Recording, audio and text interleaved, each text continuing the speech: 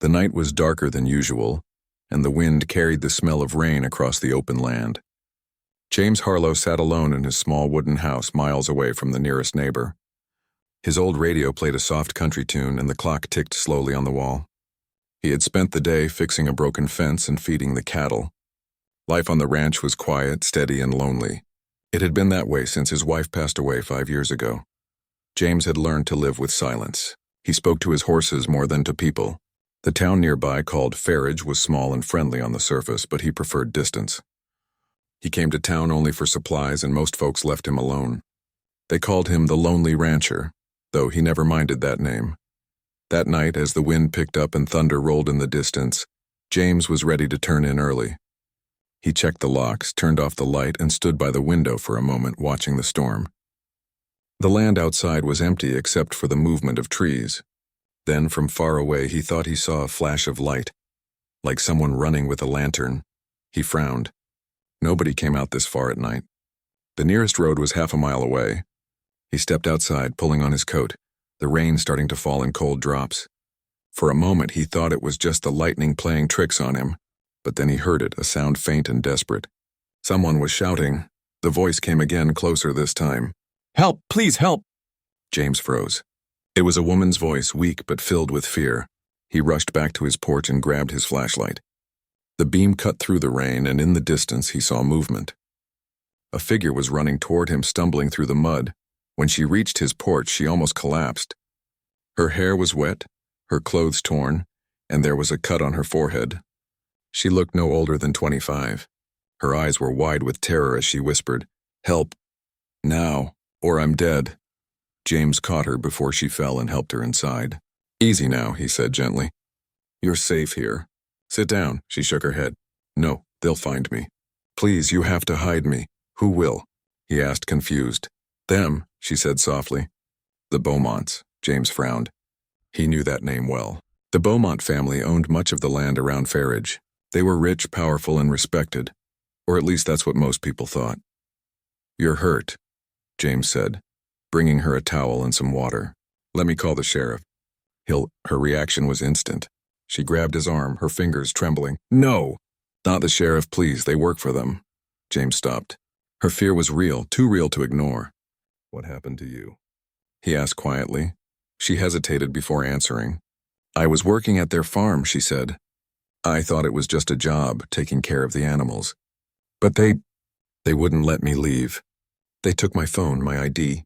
They said I owed them money for food and rent. I tried to leave once, but the sheriff brought me back.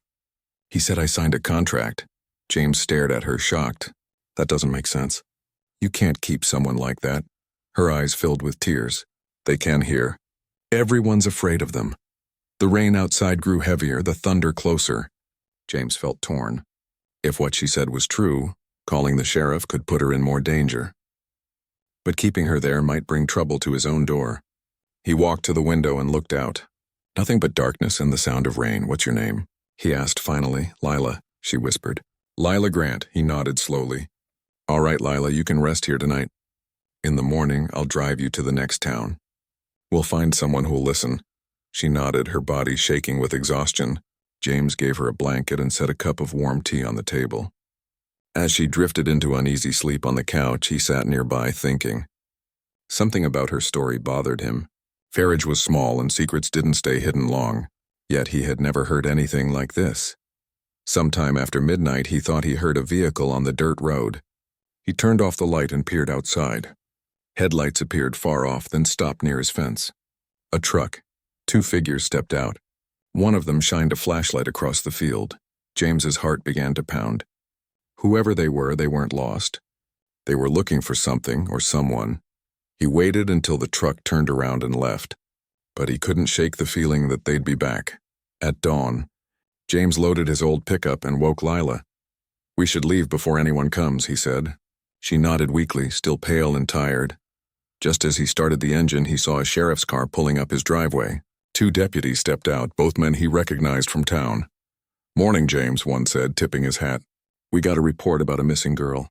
You seen anyone out here?" James glanced at Lila, who was sitting low in the seat. Her eyes widened in fear. "I haven't seen anyone," James said carefully. The deputy smiled, but his eyes were cold. "Funny thing," he said. "Someone spotted lights on your property late last night. You sure about that?" Before James could answer, the other deputy walked around the truck and looked inside. He froze when he saw Lila. "Well, there she is," he said. "You gave us quite a chase, miss." Lila tried to open the door, but the deputy grabbed her arm.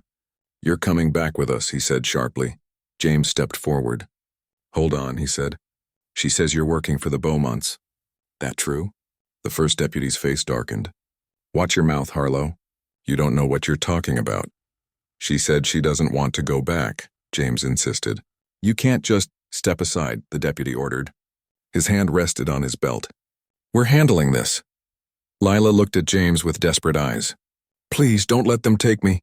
James's stomach twisted. He wanted to fight back, but he knew what would happen if he did.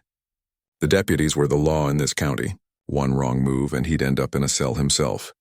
They put Lila in the back of the car and drove off, leaving a trail of dust behind them. James stood there in the road, rain dripping from the brim of his hat, his chest heavy with guilt. He spent the rest of the day in silence. Every sound of the wind made him look toward the road again, hoping she'd somehow return. But she didn't. That night, as he walked out to check the gate, he noticed something lying in the mud. It was a piece of red cloth, Lila's scarf. He picked it up and saw a dark stain on the corner. His hands trembled. He looked around, but the fields were empty. Something wasn't right. If they'd taken her safely, she wouldn't have dropped this here. The next morning, James drove into town. He asked around at the diner, the post office, even the sheriff's office. No one claimed to know anything about a woman named Lila Grant. When he asked one of the deputies from the day before, the man only smiled and said, "You must have imagined her." James left, his jaw tight. On the way back to his ranch, he saw something pinned to his gate. A folded piece of paper held by a single nail. He pulled it free and opened it. Inside were 3 words written in rough black ink. "Mind your business." James looked out across the empty land, the wind rustling through the grass. For the first time in years, the silence of his ranch felt heavy, not peaceful. He turned and walked back toward his house, gripping the note tightly. He didn't know who to trust, but one thing was clear. Farage was hiding something dark. And whatever had happened to Lila, he couldn't pretend anymore that he hadn't seen it. James could not sleep that night. The note pinned to his gate burned in his mind. "Mind your business." He kept reading those words again and again, trying to understand who could have written them. He knew the truth. Someone wanted to scare him into silence. But the more they tried to stop him, the more he felt something inside him refused to stay quiet. For years, James had lived a peaceful life away from trouble. He had no family left, no close friends, nothing to lose. Maybe that's why fear did not hold him back anymore. He thought of Lila's terrified face, the way she had whispered for help and how helpless he had felt watching her taken away. He couldn't let that be the end. The next morning, he drove back into town. The streets looked calm as always. People smiled, waved, and went about their business. But now James saw the town differently. Behind those friendly smiles, something was being hidden, something no one wanted to talk about. He stopped by the local diner and sat at the counter. The waitress, Martha, an older woman who had known him for years, poured him coffee. "You look tired, James," she said softly. "Something on your mind?" James looked around before speaking. "You ever heard of a girl named Lila Grant?" Martha's hand froze for a second, then she quickly looked down. "No, can't say I have," she said, forcing a smile. "You want pie with that coffee?" He could tell she was lying, but she was scared. Everyone was. After breakfast, James went to the town library. The librarian, Mr. Keene, was a quiet man who kept old records of everything. When James asked about missing people, Mr. Keene hesitated but eventually pulled out a dusty file from a locked drawer. Inside were old newspaper clippings, reports of young women who had moved away suddenly or gone missing without explanation. The last one was from 2 years ago. They stopped writing about it after that, Mr. Keene said quietly. People stopped asking questions. "It's safer that way." "Safer for who?" James asked. Mr. Keene just shook his head and whispered, "Be careful, Mr. Harlow. Some truths aren't meant to be found here." James thanked him and left. But now he knew. Lila wasn't the first. That night, he sat at his kitchen table staring at the pile of notes and clippings he had gathered. He decided to write everything down in case something happened to him. As he wrote, he heard a vehicle pull up outside. His heart raced. He turned off the light and looked out the window. A black pickup truck sat at the end of his driveway. Someone got out, walked up to his fence, and left an envelope before driving away. James waited a few minutes before going out to get it. Inside the envelope was a small flash drive. No note, no name. Just the device. He plugged it into his old laptop. The screen flickered and a video began to play. The image was dark and shaky, like it had been filmed secretly. He could see a basement dimly lit by a single bulb. And there, tied to a chair, was Lila. Her face was bruised, her eyes wide with fear. She was alive. James's breath caught in his throat. The video showed her whispering something, but there was no sound. Then the camera turned slightly, revealing a man in a sheriff's uniform walking into the frame. The video cut off suddenly. James sat still, his hands trembling. He didn't know who had sent it, but it was proof, real proof, that she was still in danger and that the sheriff's office was part of it. The next morning, he drove to the city, 2 hours away, to meet a journalist he remembered seeing once on TV. Her name was Clara Boyd, known for exposing corruption in small towns. He waited outside the newspaper office until she came out. When he told her everything and showed her the video, she listened carefully without interrupting. When the video ended, she leaned back and sighed. "You realize what you're getting into, Mr. Harlow?" she asked. "If this is real, these people won't let it go quietly." "I don't care anymore," James said. "Someone has to do the right thing." Clara nodded slowly. "All right, but we do this carefully. I'll make some calls. Don't go back to Farridge for a few days. It's not safe," but James couldn't stay away. That was his home, his land. He returned that evening, driving carefully, checking his mirrors every few minutes. When he reached his ranch, the gate was open. He always kept it closed. As he drove in, his headlights flashed across his barn, and his heart sank. Someone had broken in. Tools were scattered, hay bales knocked over.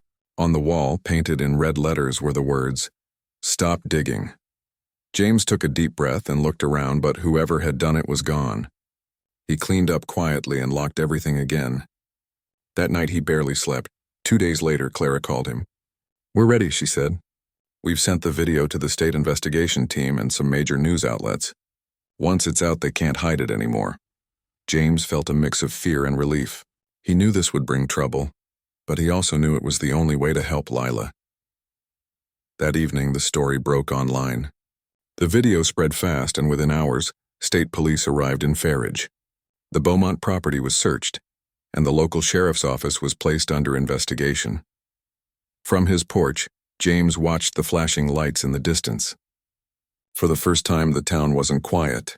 Helicopters hovered, reporters gathered, and the truth began to come out. The Beaumonts had been running an illegal operation, using threats and control to keep people silent. The sheriff and a few deputies were part of it. Lila and several others had been held on the farm, forced to work without pay and kept hidden from the outside world. When the rescue teams reached the basement, they found Lila alive. She was weak and frightened, but she was free. Clara later called James to tell him the news. "She asked about you," Clara said softly. "She said you were the only one who believed her." James felt tears in his eyes for the first time in years. He didn't say anything for a while, just looked out at the open land, the sunset glowing over the hills. In the weeks that followed, the town of Farridge changed. The Beaumont name disappeared from the local signs. The sheriff's office was replaced and new people were brought in. But many residents still avoided talking about what had happened. Some even blamed James for bringing trouble to the town. He didn't argue with them. He just went back to his work, fixing fences and feeding his cattle, trying to bring peace back to his land. One morning, a car drove up to his ranch. When James came out, he saw Lila step out slowly, smiling shyly. She looked healthier now, her eyes brighter. "I wanted to thank you," she said softly. "If you hadn't helped me that night, I don't think I'd be here." James smiled gently. "You did the hard part," he said. "You kept fighting." They sat on the porch for a while, talking about simple things, the weather, the land, the quiet. Before she left, she gave him a small wooden cross she had carved during her recovery. "So you don't forget me," she said. He looked at it for a long time after she drove away. The ranch was quiet again, but it no longer felt lonely. It felt like a place where something good had finally happened. Months later, a small memorial was placed at the edge of his land, honoring all those who had been hurt and never found. James stood there during the small ceremony, hat in hand, listening to the wind. When reporters asked him how he had the courage to stand against the town, he simply said, "Sometimes, doing the right thing means standing alone." After that day, James rarely went to town, but people came to visit him, young folks who wanted to know the truth, who wanted to learn from his story. He told them only one thing: never look away when someone asks for help, because one day it might be your voice that needs to be heard. And as the sun set over the wide, open fields, James felt something he hadn't felt in years: peace. The kind of peace that comes when you know you've done what's right, even when it costs you everything.